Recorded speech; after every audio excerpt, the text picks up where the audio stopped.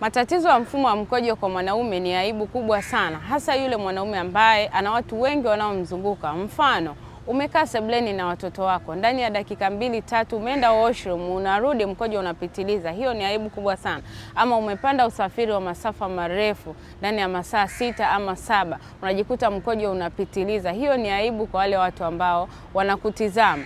Dalili ambazo unazichukulia simple sasa hivi zinaweza zikakusababishia saratani ya tezi dume. Mfano, kukojoa mara kwa mara nyakati za usiku, kushindwa kukojoa kabisa, ama mkojo kutoka ukiwa umeambatana na damu pamoja na maumivu makali sana. Hiyo ni ishara mbaya katika afya yako ya uzazi, hasa katika mfumo wa mkojo. Nimekuwa msaada wa wanaume wengi sana kuweza kupona changamoto ya tezi dume, na nimeandaa package nzuri na maalum kwa ajili ya wanaume 10 tu ambao wanataka kupona hii shida ya tezi dume. Wasiliana nami kupitia WhatsApp namba ili niweze kukupatia hii package. Huduma yangu inawafikia watu wote ndani ya Tanzania pamoja na nje ya nchi.